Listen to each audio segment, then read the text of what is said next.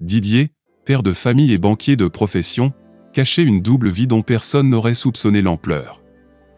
Derrière l'image du mari respectable et du père attentionné, il cultivait en secret une attirance pour des pratiques sexuelles extrêmes qui l'ont lentement conduit vers sa perte.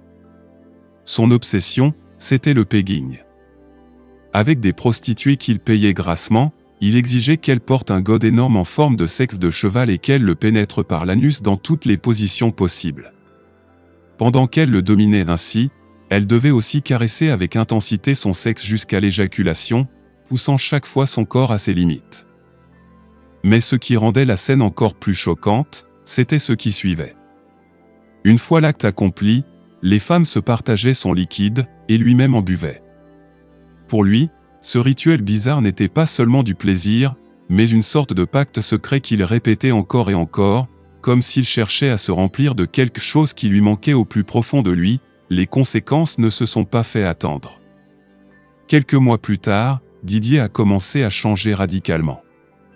Mentalement instable, il s'est détaché de sa femme et de ses enfants, qui ont fini par s'éloigner de lui, incapable de supporter ses excès et ses dérives.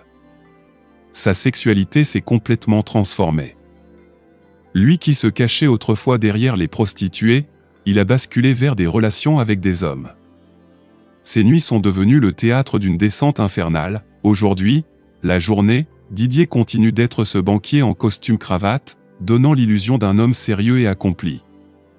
Mais la nuit, il vend son corps dans une boîte de nuit obscure, fréquentée par des clients pervers qui exploitent sa fragilité et son besoin maladif d'être dominé. Ce qui était au départ un jeu secret est devenu une spirale destructrice.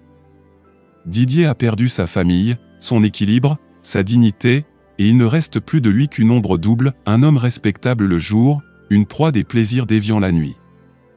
C'est la preuve que certaines pratiques, quand elles deviennent obsessionnelles et ritualisées, ne mènent pas au plaisir, mais à la ruine.